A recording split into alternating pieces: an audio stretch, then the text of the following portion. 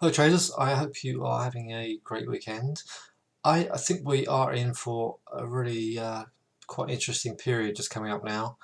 And so first thing I'm going to do is just look at this NASDAQ. I think the NASDAQ leads and the Dow tends to follow.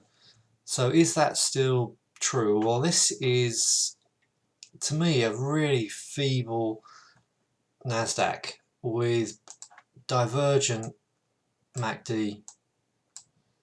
And if you look at the previous divergent area here, so we had slight, with some good closes up here, but the MACD was lower with a feeble histogram here, and then we dropped, and we've got exactly the same. We made a new high compared with this high here, but we have a lower high in the MACD and a drooping histogram, which is potentially going to cross that midline. So I'm very skeptical about the way in which this market is moving. Like I said, the Nasdaq is a key indicator. Let's just have a look at the other indices. In the meantime, the Nikkei is just romping away, and the Dow is also romping away. So at the moment, the Nasdaq is lagging the Dow, and you can see, we had a amazing pullback and a little sort of 10-minute drop in the price after the open, and it just continued higher. Nothing was going to stop it on Friday. Okay, so interesting times. Is this market shooting up? In the meantime, the European indices are weaker. I mean, this DAX to me is putting a sell signal. There's a new high in the range with a close, an engulfing bar the day after. Wednesday was very positive, Thursday was a sell signal, and here we are Friday just about holding our ground. And you can see we are slightly lower on the weekly chart here on the right. So, and let's look at the FTSE. Started calling the FTSE short a week and a half ago, Thursday the previous week, and we have actually got a sell signal on the weekly. It's marginal, I grant you. We needed to close under 7,500 for real confirmation, so it is marginal. As you can see, the MACD at the moment is still turning up, and despite that being a lower close, we have closed above the midline, whereas the daily is really struggling with a crossover in the MACD and a bar under the midline. So I have to say, I think this is the time of year when markets will generally pull back. We're into the early part of the earnings season in the US, and there's been an increase in the number of companies reporting lower earnings and also with weakening forward guidance. So this market is going up on bad earnings news. So stay tuned. So in the meantime, I think talked about the euro yen a lot last week, or in fact talked about the euro a lot last week. This euro yen on the weekly has had 2 weeks of higher closes now. I mean, 2 weeks of lower closes, 2 weeks of higher closes. We can't get through the 400 mark at the moment. We're 28 pips under the 400 mark. So once we hit the Sunday open, I will then come back to you into Monday and then give you some clear ideas about where this might go for the week ahead. And of course, Traders Roundtable, I will talk to you about the 60-minute chart and the potential for intra-week moves on that one. And what I will also try and do is talk to you about swing and sing trades, i.e. having a core position on something like the euro yen or one of the other decent charts I'm about to show you, and then how you can scalp around it. One of my favourite charts is this one. No, sorry, not. Yeah, this is EuroCAD. So I've been looking at Euro Aussie a lot, but the EuroCAD had a very, very powerful surge on Friday on the back of weak CAD inflation or generally weak CAD data. So this is a fantastic weekly chart here, and we've had three tests on this weekly chart of this trend line. So I think it could be three and through. In other words, the next time we approach this 150 mark, I think we could break through and start seeing some of these upper levels. So 154, 160 plus, if we can break up there. But I think we stand a good chance of doing that. We just need to get a nice low number. Ideally, a pullback to the breakout area, 148 on that one. And of course the pound CAD is done very, very similar. That's a weekly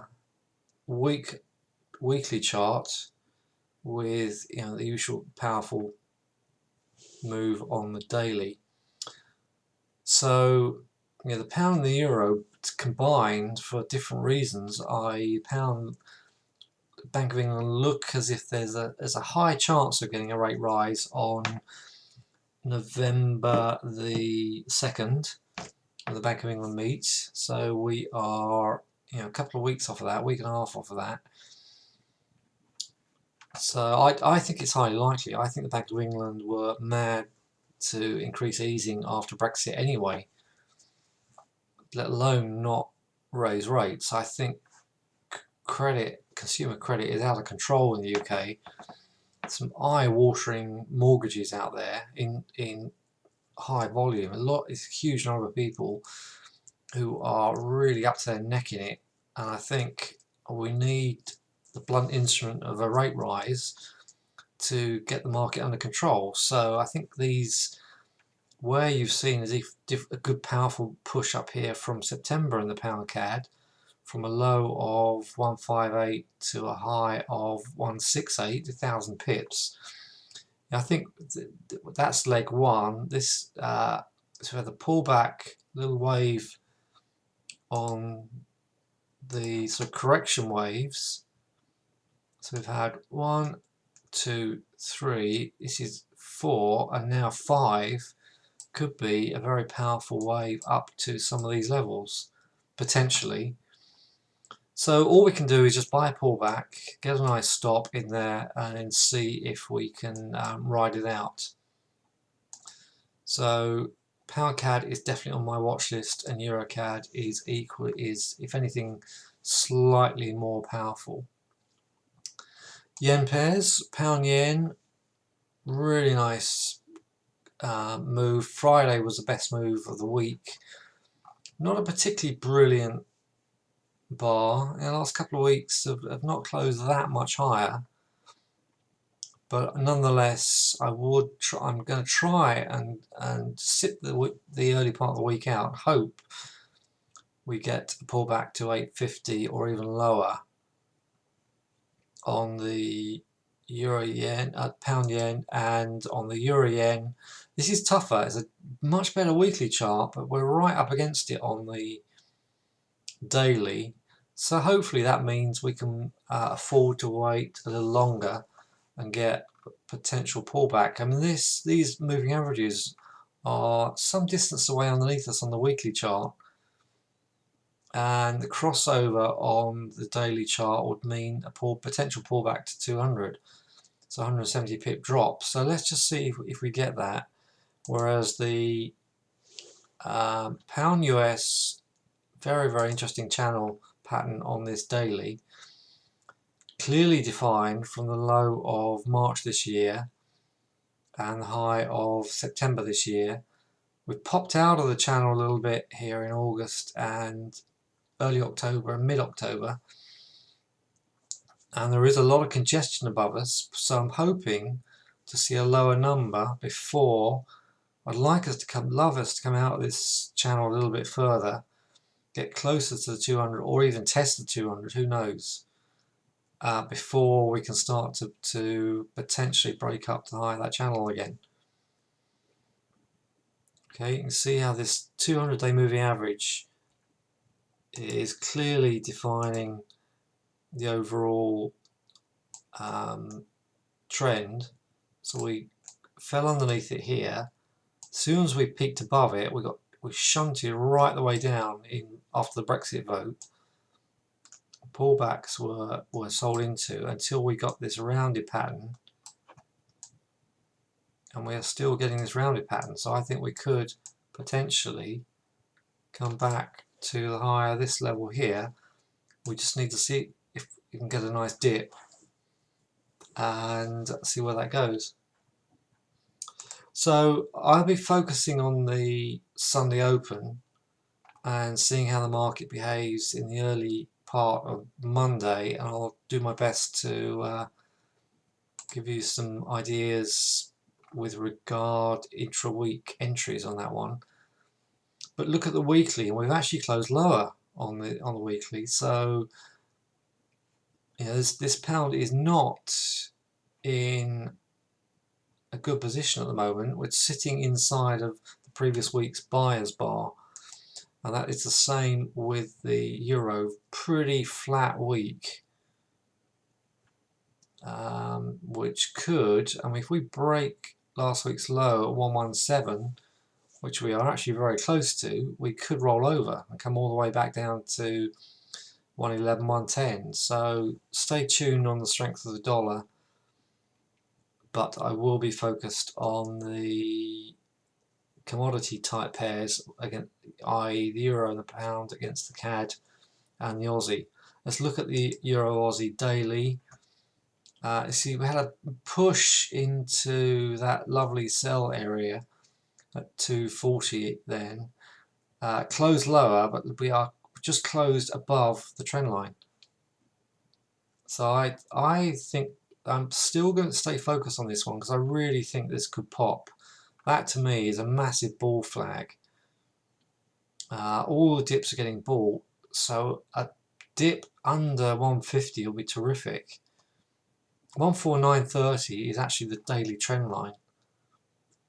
So if we do see any drop off, I will be looking to see if that is a good opportunity to get in, but more on that on Monday. Alright, oil and gold. Oil, very feeble, low volume week last week, struggling with this congestion at 52.50. So again, a touch of 51, or better still, under 50, might set light to that on the oil and the gold. I think gold's lower. I think you look at the weekly, we've broken out of this triangle. I think we need to come back and kiss it, come back and test it, which could involve a move back to as low as 1200.